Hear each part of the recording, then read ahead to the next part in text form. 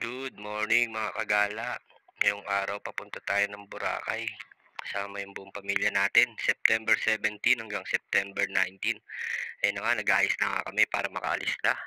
Dahil naghihintay na yung grab namin sa baba. At ito nga pala yung grab namin, si Ninong Papay. Tito Ninong Papay. Maraming salamat nong. Ingat ka lagi sa biyahe mo. At on the way na kami papuntang airport.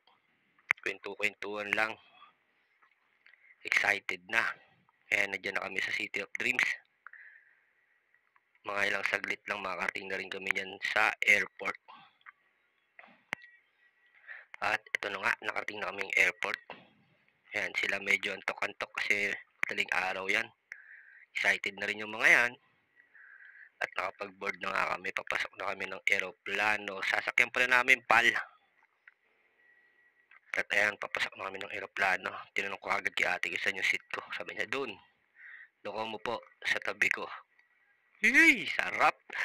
Pero joke lang. At ayan, humanda na yung aeroplano. Nakaramdam ako ng hilo. Kaya natulog muna ako dahil halos wala pa akong tulog. Pagkagising ko, kala ko nasa langit na ako. And buti naman daw tumago sa aeroplano. Kaya ayun na nga, nakarating na kami ng umaga sa Katiklan. Bumaba na kami agad sa aeroplano dahil ma-excited na kami. Lalo na yung nanay at tatay ko. Ayun, excited na daw sila. First time namin magbuburakay. Sumakay kami ng bus papunta sa Southwest Tours. Dahil dyan kami. Yan yung nag-accommodate sa amin ng lahat ng sasakyan namin papunta sa hotel. At ayan, pasakay na kami ng bangka. Tinatanong ko sila kung marunong sila lumungoy. Hindi daw. Sabi ko, don't worry, hindi lulubog yan. At ayan, nakasakay na kami ng bangka. After ng bangka, papuntang Boracay, mga ano lang yan. 5 minutes lang yan, malapit lang yan. Hindi ko masabi sa inyo kung magkano yung pamasahe kasi sagot naman kasi lahat yan eh. Libre lang kami dito. Kumbaga, buraot lang to. Incentive ng kapatid ko sa kasipagan niya sa Sun Life. At ayan, pagdating sa Boracay, may sumundo pa sa amin na isang minibus. Kasama yung mga tiga Sun Life din. Ayan, papunta sa hotel namin. Libre lang lahat talaga yan. Ito na yung hotel namin, Belmont Hotel Boracay. Ayan. Thank you sir, pinagbukas ako ng pinto. Diyan ko lang nararanasan yun at tinanong ko kagad sila kung nakuha nila yung card ng kwarto namin ay nakuha na daw nila. Kaya agad-agad na kayo pumasok. Kwarto pala namin to nirecture yung dalawa kasi yung magkasama sa kwarto. Yan, medyo malaki pero maganda at malinis. Tapos yung banyo, napakalinis din ng banyo, napakalakas ng bidet, pumupunit ng puwet at may shower pa. After nyan, dumiretso agad kami sa Station 2 kasi Station 0 yung hotel namin kaya naglakad-lakad kami para kumain. Yan, kumain na nga kami muna dahil lunchtime na. Kumain muna kami pagkatapos, naglakad-lakad muna ulit kami, namamasyal kami, tumitingin-tingin at nakita namin itong basketball na to. Kaya naglaro muna kami dyan ni Rick. Dalawa kami naglaro dyan pero wala siyang footage kaya akin na lang nilagay ko. Pasok agad. Sablay. Pasok pati itlog. Pasok na pasok. Ashanti. Ashanti. Sumablay. Yan, naglaro lang muna kami dyan. Kinat ko na yan kasi pinakita ko nila yung mga pumasok. Dahil siguro sa mga 30 tira ko, 8 lang yata yung pumasok. Tapos pagkatapos niyan, naglakad-lakad din kami. Lakad. Puro lakad na sobrang init. Lakad-lakad, picture, ayan o. Picture. O ni makita namin. And din na napagod, bumili muna kami ng shake, mango shake. Upo-upo lang, pahinga-pahinga lang. Kasi kahit wala ka namang pera, masarap mag-view sa Boracay. Marami kang makikita magandang view. Bukod sa mga kuyukot ng foreigner. Yan. After nung bumalik na kami ng hotel namin para makapagpahinga dahil kinagabihan, magdi-dinner kami sa Station 2 at papakita ko muna sa inyo yung kwarto ng mga kapatid ko tsaka ni nanay at tatay. Kwarto nila. 3 bed na pinagsama-sama na. Malapit lang din sa kwarto namin yan. And kinagabihan, diretso na nga kami kaagad ng Station 2 after magpahinga yung hotel namin. Ang mahal ng tricycle, 300. Hindi ko na napakita sa inyo kung saan kami kumain kasi sa McDo lang naman. Hindi ko na binidyo yan. Habang naghihintay kami ni Rick sa mga kasama namin gumimik, uminom muna kami dalawa dito sa isang bar. nag-Sunmig lang muna kami, chillax lang. At nung dumating din mga tiga Sun Life, ayan, pumasok na kami ng Ombar na may entrance na 400 at may libre ka ng cocktail. Ay, tatatakan ka lang nila.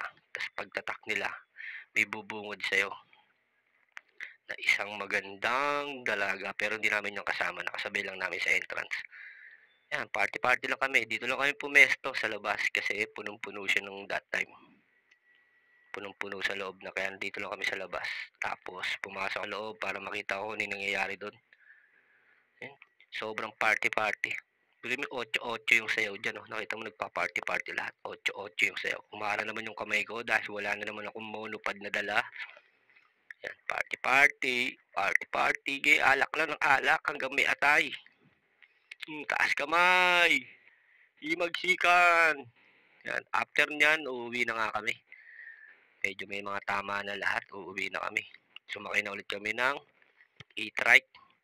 Tapos yung e-trike na to, ay, first Boracay namin, magiging last pa yata dahil may truck na muntik ng bumunggo sa amin, kuya. Anong ginagawa mo? Kami yung lasing, bakit parang ikaw yung nakainom? Tapos nung makarating na kami doon sa hotel namin, ayan, bumili muna kami ng Sunmig tsaka Red Horse ni Rick. Sa kwarto lang kami, pero ako bumaba ako para mag-yosi lang sa kaalaman ng lahat kasi bawal po yung yosi sa Boracay.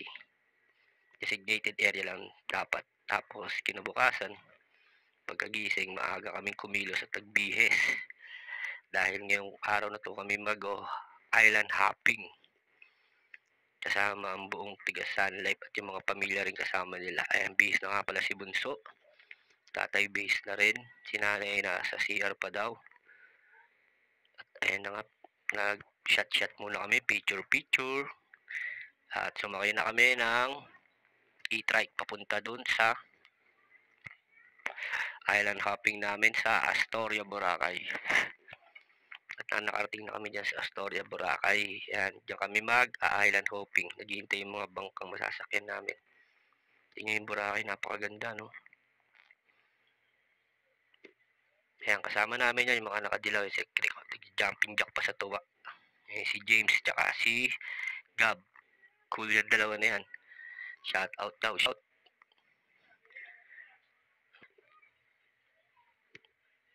Abdat, picture muna. Kasama yan, si BM Pau. Picture muna bawat pamilya kasama si BM Pau. Tas buong Sun Life na Tetrix kami. Buong advisor kasama yung buong pamilya at pasakay na nga kami ng bangka dyan. Ayan, nakasakay na kami ng bangka, si tatay. Titignan maigi yung mga view sa Boracay. Napakaganda kasi talaga. Napakaganda ng view sa Boracay. Napakalinis ng tubig. Buti na lang talaga. Pinalinis ni Duterte nun. Kung hindi, baka hindi na ganyan dadagtan namin. At ito na pala yung first na island na nakita namin, na pinagbabaan namin. Yan. Picture lang kami dyan. Wala rin masyadong activity. Crystal boat, picture lang. Tapos umalis kami kagad doon. Pumunta kami sa gitna ng dagat para mag-snorkeling. Ayan, snorkeling sila. Tapos na ako dyan, kaya binidyo ko na lang sila. After that, umalis na ulit kami para pupuntahan naming island para makakain. Kasi lunch na rin yan. Ayan, nag-lunch na kami dyan. Buffet yung lunch namin. Napakasarap din ng pagkain, kahit simpleng pagkain lang yung mga nakahain.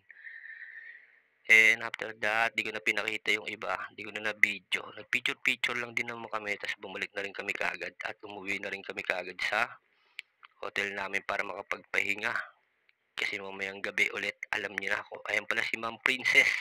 Shout out Ma'am Princess. Ay, nakababaan sila nanay. Pagod na. Yung dalawa. Si nanay tatay pagod na. Kita no?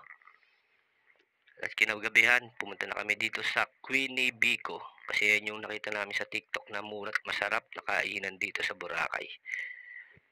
Umorder na kaagad kami niyan. Lomi, fish fillet, chicken, chop suey, kahit ano lang. Tapos kumain. Namili na ng souvenir saglit. Tapos umuwi na sila nanay tatay. Kami ni Rick ay dumiretso ulit dito sa Ombar. Second night namin nagigimik. As usual, walwalan ulit. Ayan, papasok na kami dyan. 400 ulit ang entrance. Kitang-kita nyo naman, sobrang saya. gumigit na pa yung foreigner. Nagbibilog-bilog sila, sayawan, sayawan. Tapos pagtingin ko, uy, Koreano si Mapanghi. Nakita ko si Mapanghi. Tapos, di ko na alam anong nangyari. Kinabukasan, nagising na lang ako na uuwi na pala kami. Pauwi na pala kami. Bis na si Rick Rick, si tatay, tumutulong mag-ayos ng gamit namin. At ako nakabihis na rin ako para makauwi na. Pero syempre, matagal pa yung biyahe namin yan. Pero kailangan mag-prepared na. Tapos sinilip ko na rin sila nanay. Kung ready na ba sila, nakabihis na. Ayun na nga, naka-ready na rin naman sila, nakaayos na yung gamit nila, kaya ready to pack home na. Bumaba na kami agad sa receptionist para mabigay yung mga card. Yan, binigay ko na yung card, sinuli na namin. Pero dahil 2 hours pa bago dumating yung shuttle namin, pumunta muna kami sa front beach ng hotel namin sa Belmont. Ayan, doon kami kakain sa mga cart na nakahilera doon. Semi-private kasi itong Belmont Hotel na puntahan namin, kaya walang tao masyado sa beachfront nila. Kaya yan, nag-relax-relax muna kami. Napakaganda rin pala ng view dito. Ngayon lang kami nakadaan ngayong pauwi lang. Kaya after namin kumain dyan, nag-relax-relax muna ako.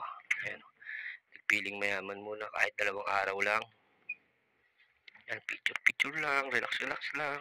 Tapos niyan, dumating na yung shuttle namin. Ayan, kasama na yung si Gavin James, si BM Pau.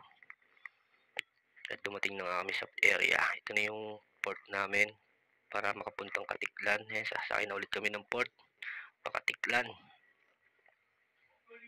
Napakalinaw talaga ng dagat. Oh, kitang-kita. Medyo speedboat yung nasakyan namin ngayon. Napakaganda, napakabilis. Napakaganda talaga. At ayan, nakarating na nga kami sa Katiklan. Sasakay na ulit kami ng bus papuntang airport. Yan. Kasama na yung buong Sun Life 36 yata kami lahat na tao. Nakapag-board na rin kami. At dahil alas 6 pa yung biyahe namin at alas 4 pa lang, nag-charge muna kami dyan sa airport. Maya-maya nakaramdam ako ng gutom. May kainan dito, nilapitan ko. Pagtingin ko, busog pala ako. Putik, ang mahal. Ang mahal pala. Kaya sabi ko, busog ako.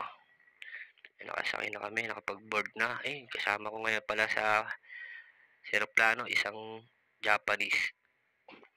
Ayan, umanda na aeroplano namin. Nasa area na kami niyan, papuntang Manila. And finally, nakarating na kami ng Manila. Hindi na ako masyado nakapag-footage dahil sobrang pagod at eto na nga yung grab namin. Pauwi na kami. Wala na ring pansinan kasi pagdating sa bahay, kain na kagad. Ayan, gutom na kagad yung mga kapatid ko. Maraming salamat po pala kay BM Pau sa Sun Life, syempre sa kapatid ko, pati kay Papa God. And syempre, hindi lang masaya dahil sa Boracay, masaya rin ako dahil buo kaming pamilya, magkakasama kami palagi. At maraming salamat po sa mga nanonood. God bless you all po.